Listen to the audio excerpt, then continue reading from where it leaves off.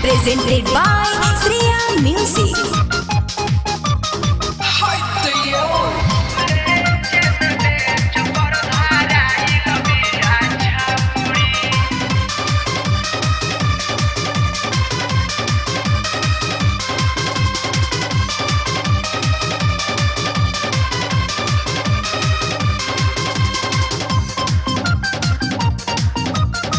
Music by Sunny Moria. Class से पहले चले चली ऑफिस हो तारल प्रिंसिपल कारी के किस हो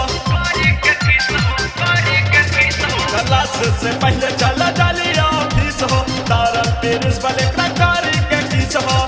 आइले जा बहाला लइकान करे दौड़ा दौड़ी क्या भइले बेयास ई कवन कांड हो गइल हो लेंच में बेंच पर भराइल बिया छौरी लेंच में बेंच पर भराइल बिया छौरी लेंच में बेंच पर भराइल बिया छौरी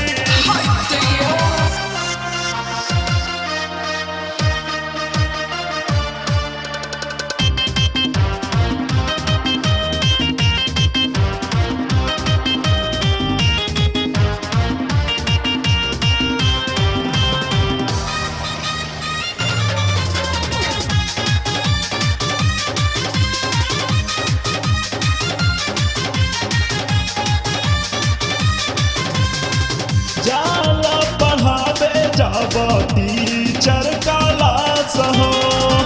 मारी के काना खी बोलावे अपने पास हो जाला पढ़ावे जब टीचर क्लास हो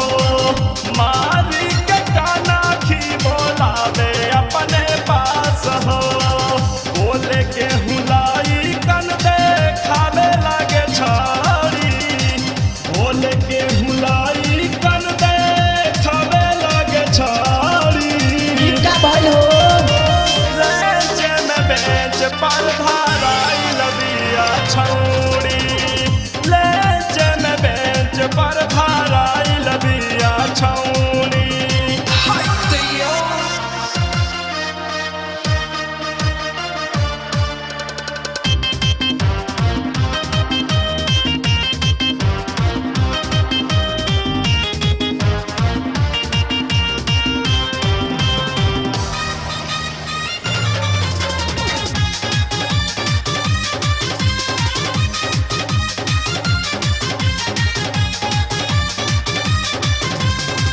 टीचर स्टूडेंट के तरहल अपना नाता लेके फरार होई ऐसने बुझाता टीचर स्टूडेंट के तरहल अपना नाता लेके फरार होई ऐसने बुझाता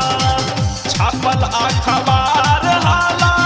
हो गइल बाड़ी छपल अखबार हाला हो गइल बाड़ी अच्छा ऐसन बात बा लेंच में बेंच पर भराइल बिया छौरी लेंच में बेंच पर भराइल बिया छौरी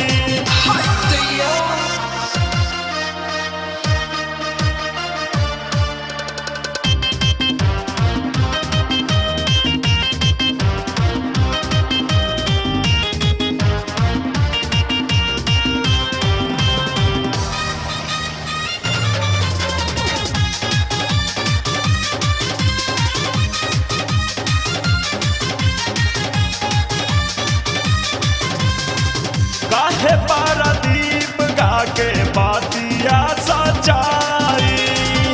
माही मनोज दीपक लिखले बाए भाई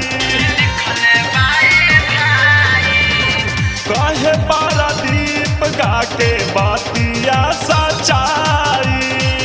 रंजय दिलीप बतिया लिखले बाए भाई लागत